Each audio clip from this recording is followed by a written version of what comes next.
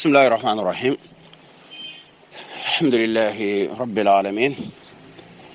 أحمده وأشكره وأقدسه وأوازمه وأجلله وأثني عليه الخير كله، هو كما أثنى على نفسه. اللهم لك الحمد، اللهم لك الحمد، أنت قيوم السماوات والأرض، لك الحمد حتى ترضى، ولك الحمد إذا رضيت،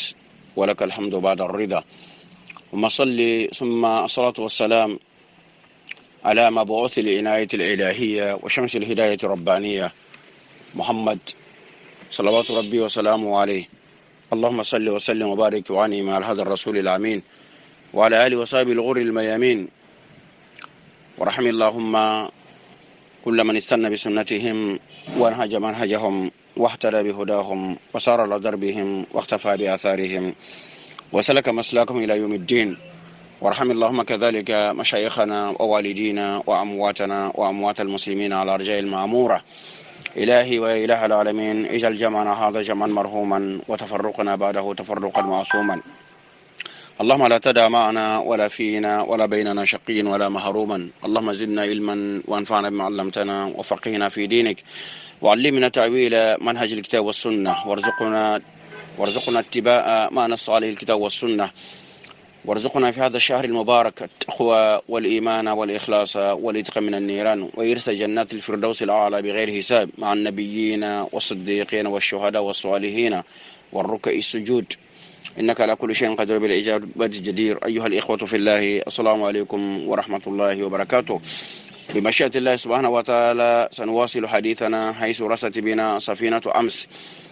مع عنواننا المشار إليه سابقا، على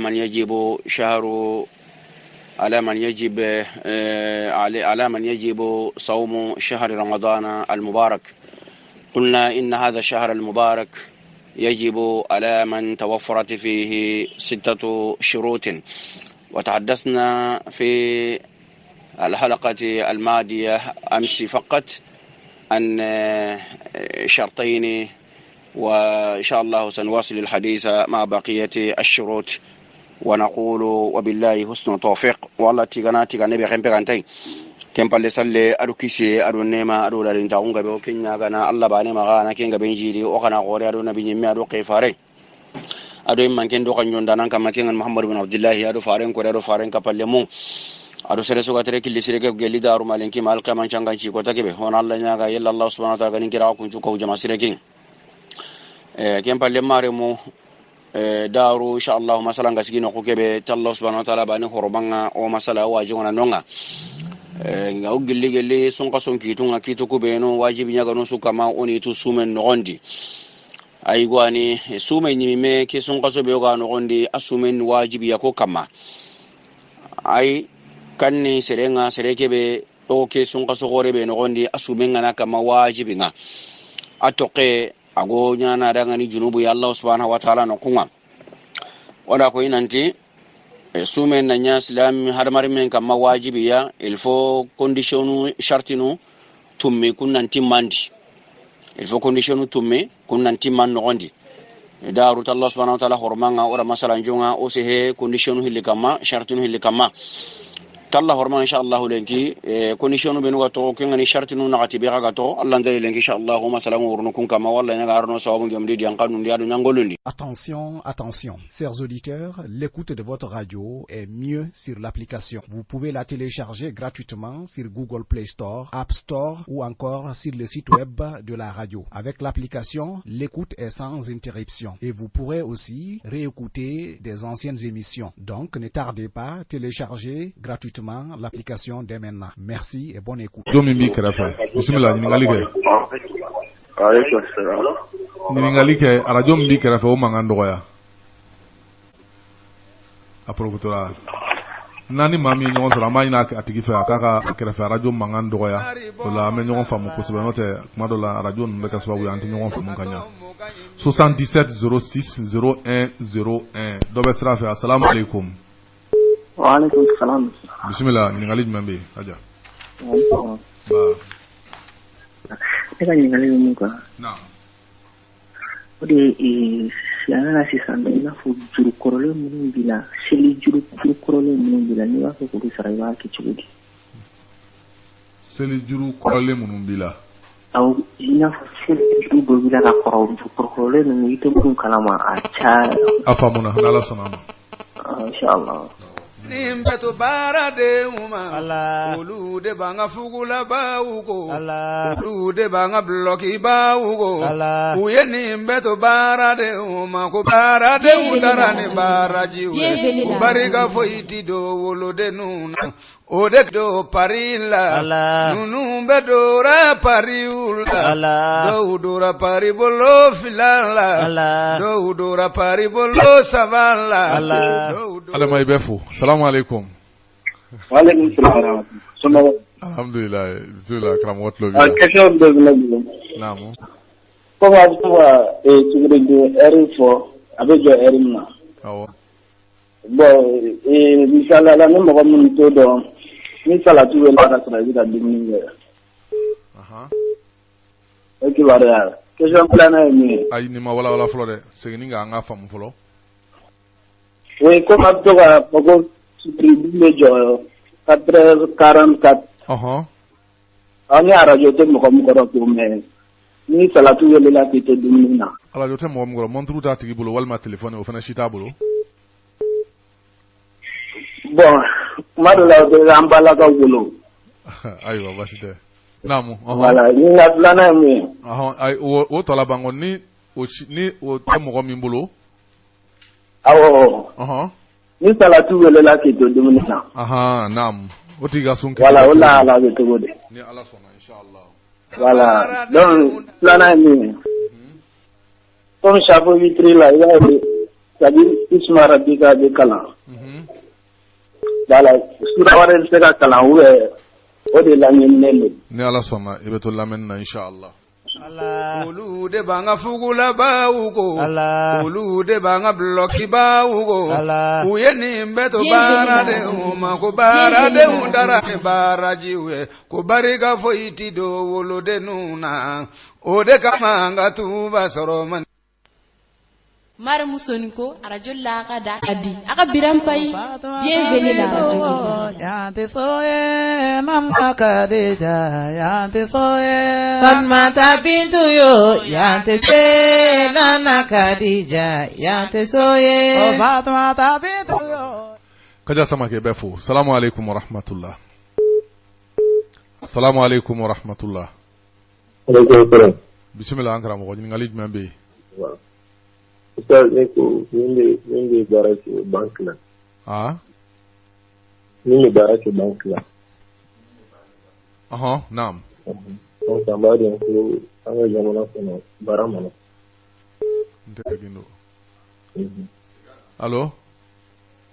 assalamu alaikum naam ko ni mo gombe baraka bank la anga jamana kono baron ko baramana ko awo bon Islama koni ni bara so avec kichodi banque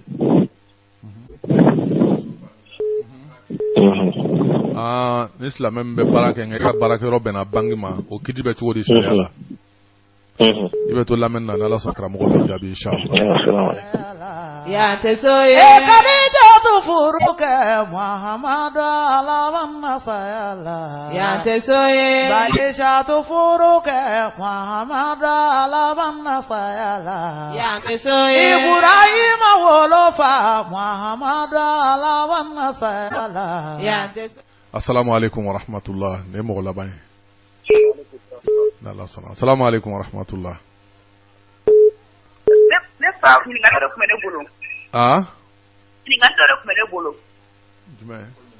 bismillah ni ngali ke no ba ni ngali ke naam allo way bismillah ni ngali ke ika seli la bana sanno awo de ta ka de ngwe tashili bolo sanno de ta awo ay nyela ki ka ko tibe tuwodi ni ala sona ni ngali mo mbane ba be alli ma de ta sura sella sa de na kana gire la ka nyela ki kira sa nyela do yiso afamuna ni ala sona ma inshallah ika ni ngali kan ko sobe ni besla me muso chama concerne nga do tesla soro ka ni ngali ke ini baraji momene honya ma Bienvenue dans la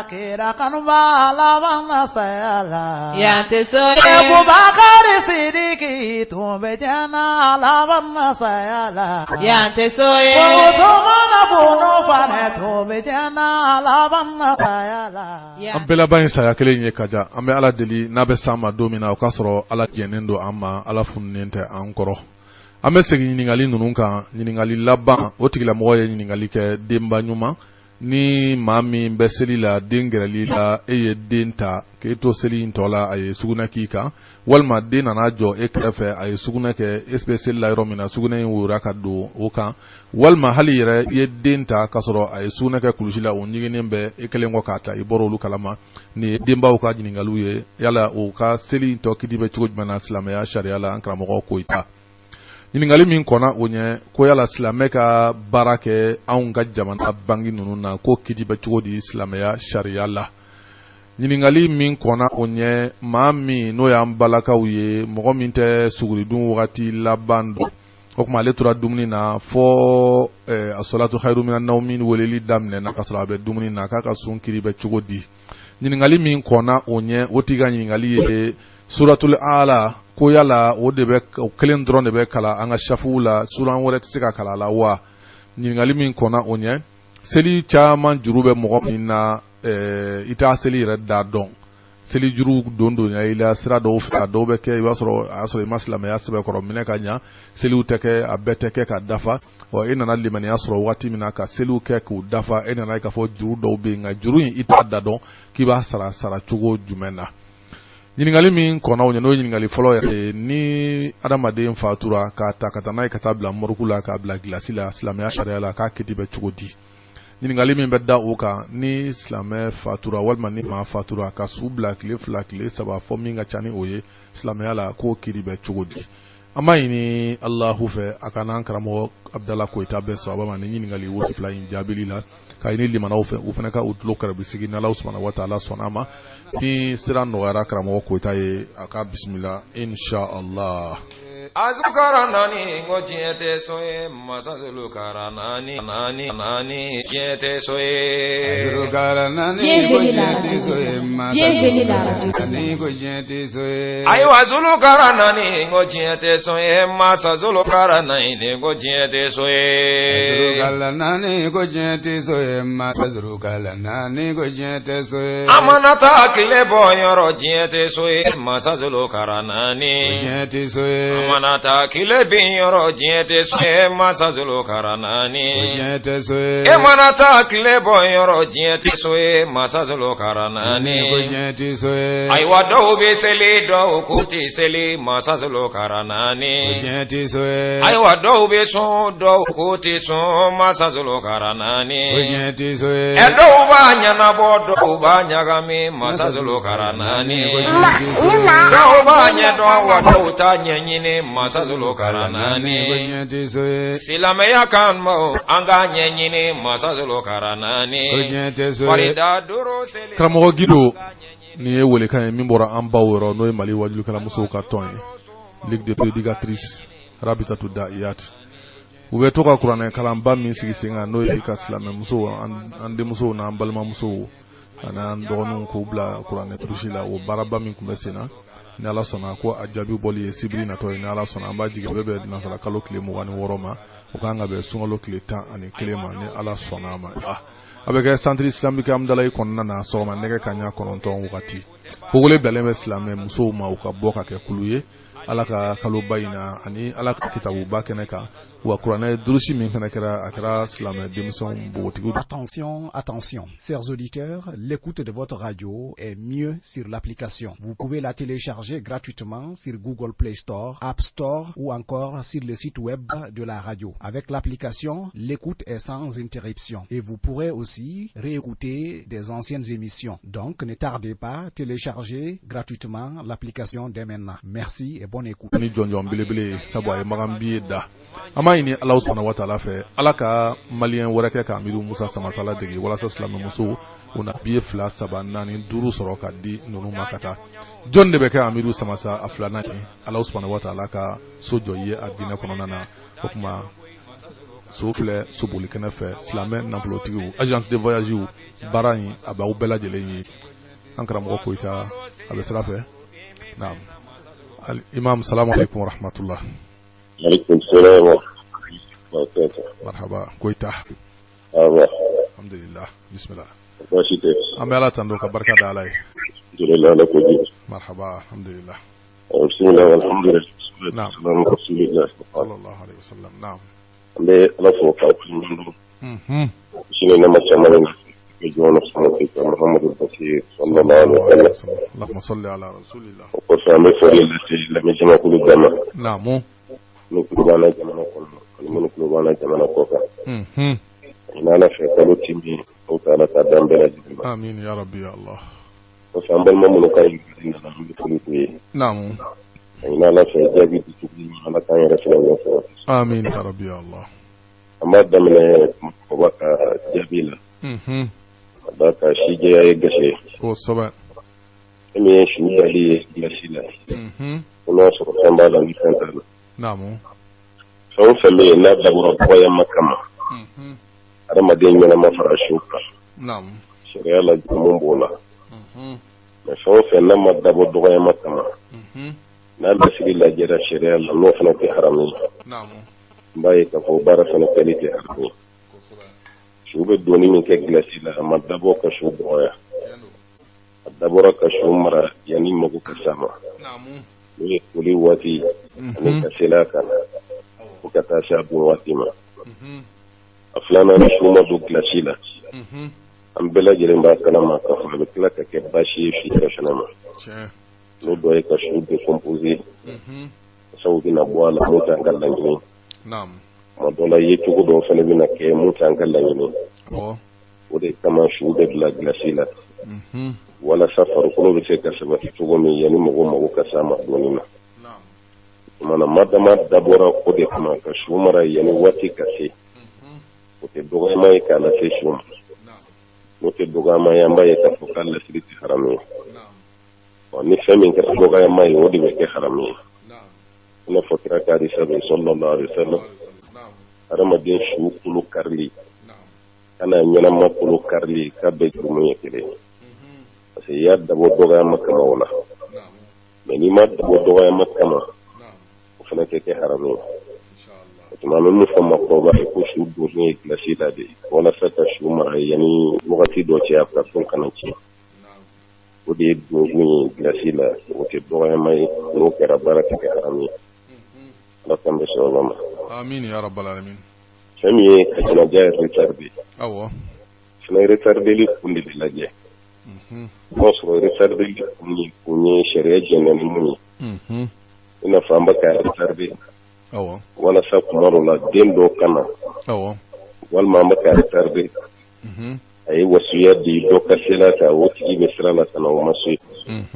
Wal mawti de tan kana ko masu. Wal ma nya riserve shuira kala hala ya dokama. Awo. Bashi to ni riserve la. Maintenant quand ba retarder an yɛrɛ ka adamadenya faamu de kama den dɔ ko k'a don kɛnɛ dɔ ko ko ayi an ka don fo araba a da ka baara kɛ waati ye tɛnɛ ye araba don mɔgɔw tɛ baara kɛ walasa jama ka caya an b'a fɔ ko nafa t'o la o dɔw yɛrɛ bɛ kɛ tɔɔrɔ ye ka sugu lasɔrɔ kira ka hadisa dɔ bɛ yen sallallahu alaihi wasallam ni adamaden sara mun ye silamɛ ye a b'aw teliya ka taa n'a su ye de ale yɛrɛ précédent don a bɛ se ka da yɔrɔ min cogo min n'o ye kaburu ye aw yɛrɛ taatɔ la ko su bɛ kuma la aw kunna waati min na ni mɔgɔ ye su ta o kama ko sanfɛ a yɛrɛ b'a la dɔrɔn kadimuw ni a y'a keliya ni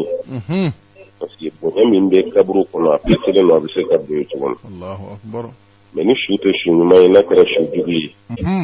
k'ale yɛrɛ b'a ka aw dɔgɔya ka wuto k'a ta a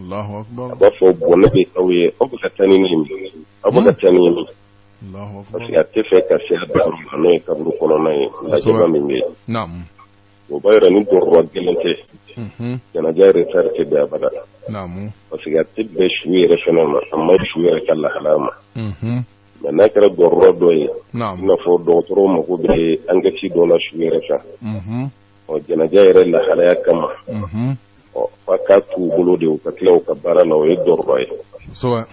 walma fa kera kadi awi gore nya kada am yere don gelaw ko kuma ci ko la don na doya daga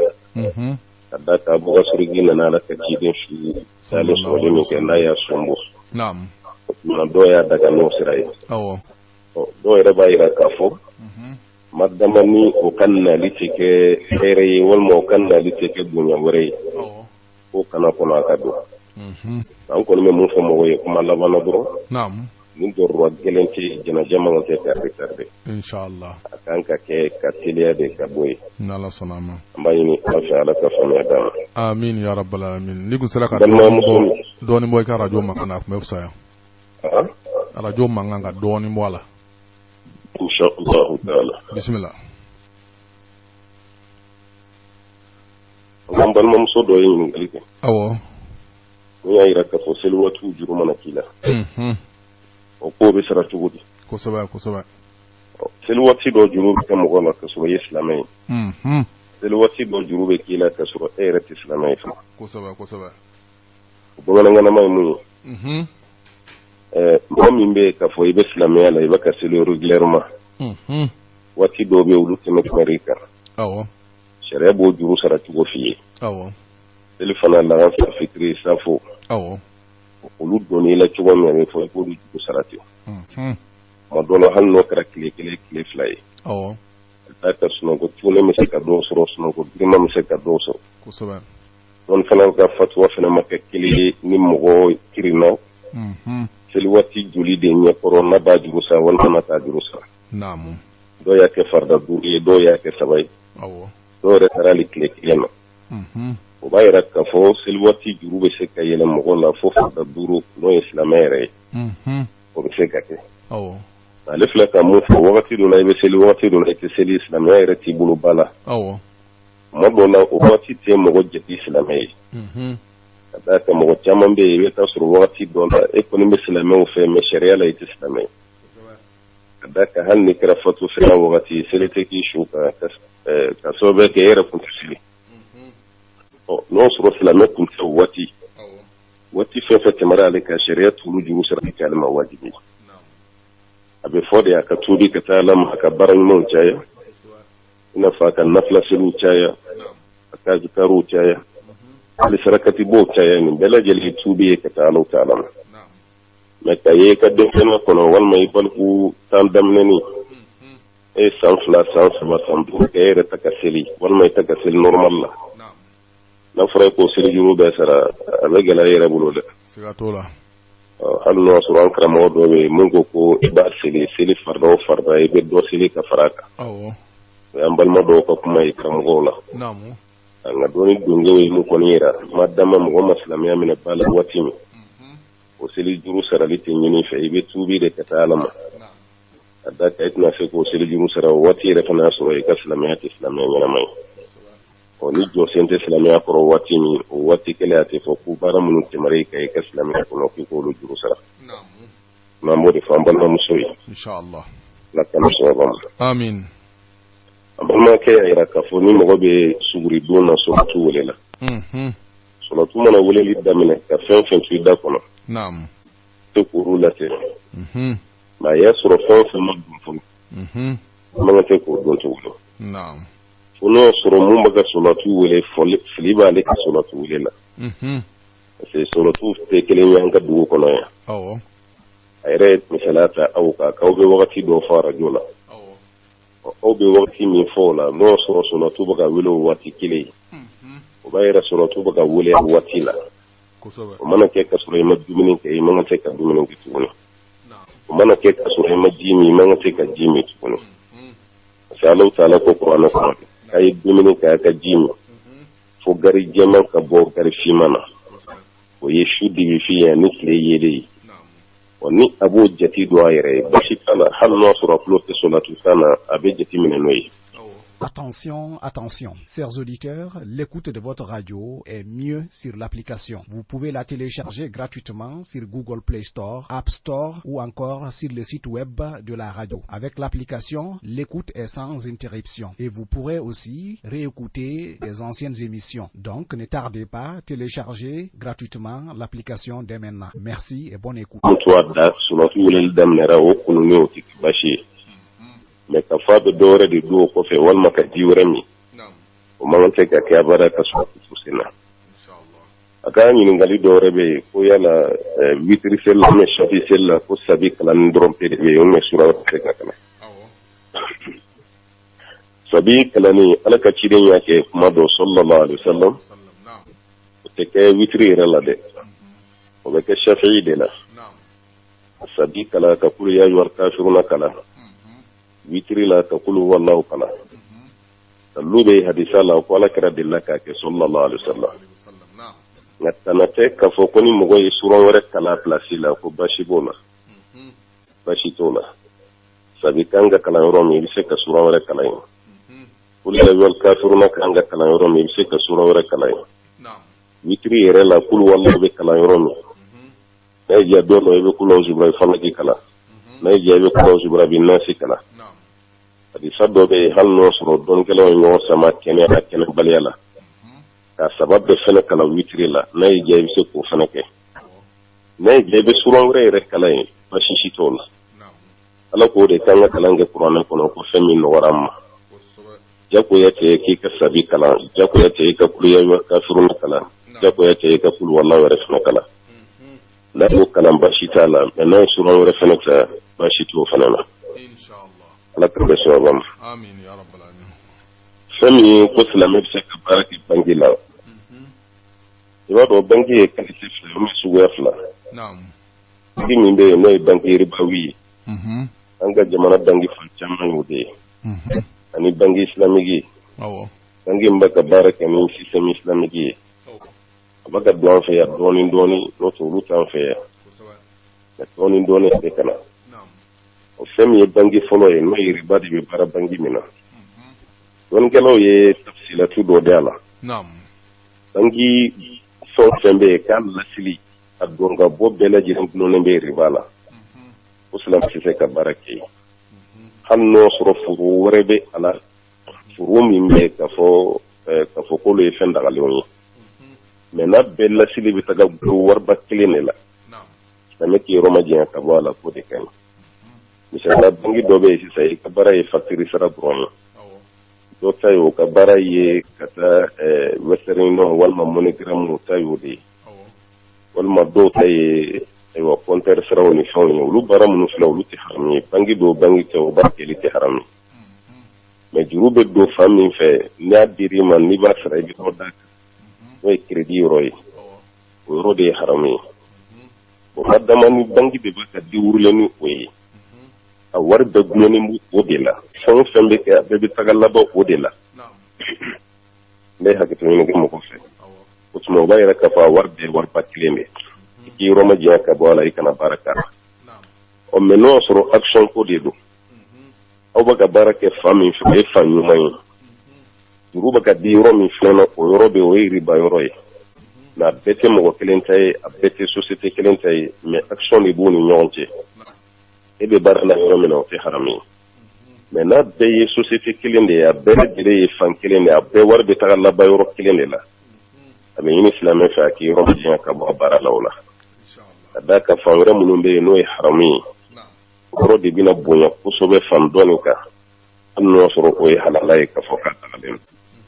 on ko me jabi mo soro kadim mo islam ki yoro ma jiya ka bola o de tam sa ka tuna ko baraka inshallah ala kam be so bama amin akilla ambal ma muso do kay kalibe ni muso be sella ko ni de den yi magrela nyegana bala amma ni de nyegana kika ko sawa ambe ba do ka fala ka kidi kuma na dem sen ka nyegana koka ko sawa ni de nyegana ke mo ka ni chembindo ika ji furfurala awo ni muso manindo ke ka ji ke ala don gana ko ni de madumini ke folo chemani fara muso manika na yi nyegana ke baka amma c'est diminuer niveau ma hanni jikan ka furfura ka kwa nyegena jite seljiti nyegena mi mana ke musuka no be ke sobe na ka seljibiti dimi meni la halala ko nyegena kala ala kira kono sallallahu alaihi wasallam ayni fu min babi tanzih la sanwali bonda de la mais dimi be abaka shimi nyegena te nyegena yi mu me ke sobe ko ka baka seljiti ni asira ka finima an ta fore ko seljiti na ma finimi mbala tuna se ka silno yitu ko o men ni din te de munu sera duminima fo den do mun ka shimi nala ka ci de ni kuma fo sallallahu alaihi wasallam afo ka jifu furu dola ka doko noy musumani tay o mana nyegena ke baka finina man ma bayre ka farko dola ko te ke sobe ka baka seljiti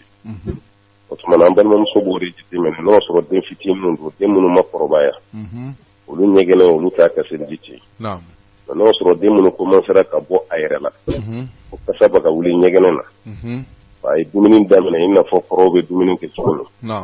olu na ngate ka nyegene ke afarla o ma ka nyegene ka finina parce que nyegene dona nogo kono na sisa amma ina la sala ka fanya dam amin ya rabbal alamin ka hera kan amin amin ni man mina kelen ko min ni galu mun dirama abe bani yoro la inshallah laka kalu ki madam amin ya rabbal amin barakallahu fiikum wa fiikum ya rabbal alamin assalamu alaykum wa rahmatullahi wa alaykum assalam wa rahmatullahi wa barakatuh koita ko dina de bado fenye silame dina de bado fenye Allah ko dina de bado نقول من أهم الشروط تلكم الشروط التي تجعل صيام شهر رمضان المبارك واجبا على الإنسان أن يكون الإنسان بالغا وأن تكون المسلمة بالغة أو قلي شرط نونغا كونديشن كوبينوغو كيسون قاسو غوري بوغانو غونداغا سومين يانا واجبينغا هذا مريم من كما hada marin me anya igoyo anya yagareyo anya sere kebe agaro sera gudi agotini sere kebe gani balighinga Allah subhanahu wa ta'ala bikinga urugi serebe kama Allah subhanahu wa ta'ala biki nga uru serebe kama ay sere kebe agolli surungo sahene agolli burunga go sahene ay serekebe malikianu hilli ga waredai iga agollo igo kunjatene dai na hosiru na kunsaha na huburunga na kunga saha alhamdulillah rabbil alamin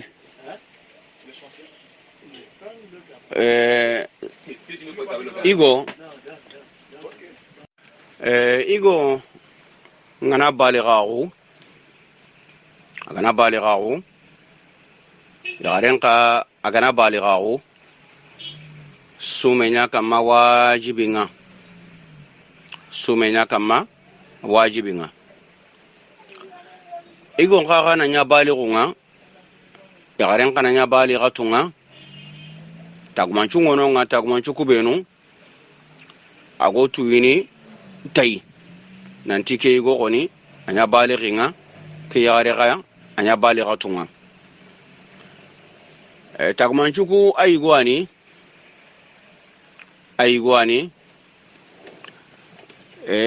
hada marimme igo ube yagare anankinye u igodi anankinye sinan jatu igodi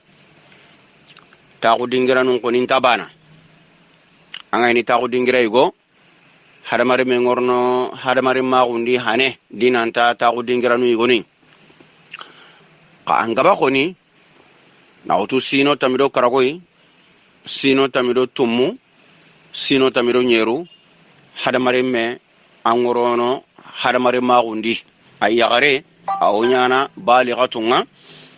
igombe gani awnyana balighinga ta kudingira nu igonu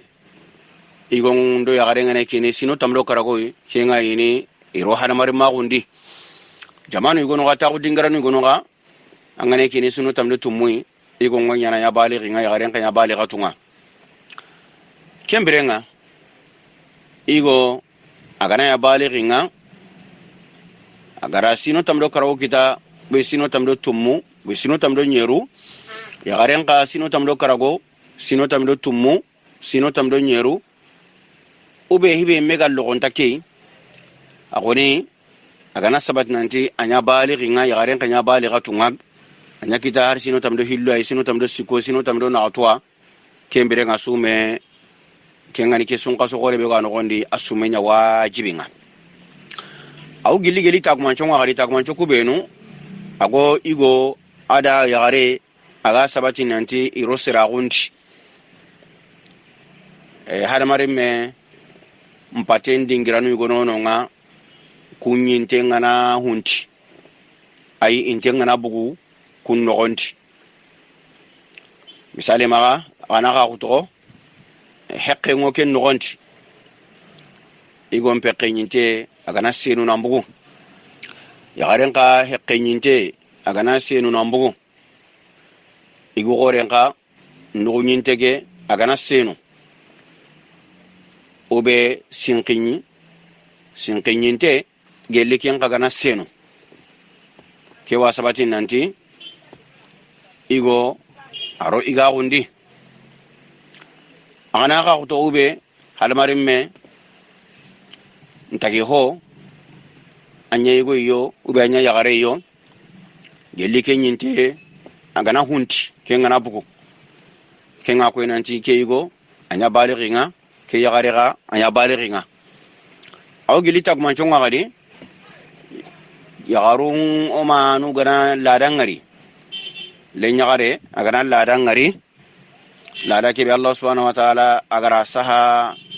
o haba adam warna ne ma are nyagarun kamma le nyagare agana ladangari anya kita sinu tamdo bane sinu tamdo hillo sinu tamdo siko sinu tamdo nagato sinu tamdo karago sinu tamdo nyeru kembirenga anya baligha tunga kembere ku tagmanchu be no ogari koni kuni tagmanchu kube igo mbaligunde iga sabatindini igo yaren ka baligunde iga sabatindini ora ko inanti na ko inanti igo nya balighi nga yaren ka nya balighi nga ora ko inanti tagmanchu igo nono nga tagmanchu ku igo ani igo adu yagare anan kinye wu igodi ai awunna kinye sigira igoi ora ko inanti tawu dingira untabana ay gora nyana sino tamdo karago sino tamdo tummu sino tamdo nyero ay gora nyana yankara kinyi mewure na to sino tamdo bani illo siko na to ime ora ko inan taw gilita ko manchonga gadi intenna ampunti baka harmare men paten karanu igoni ko mi hekke ngure ya garendo igo ube nugo nyinte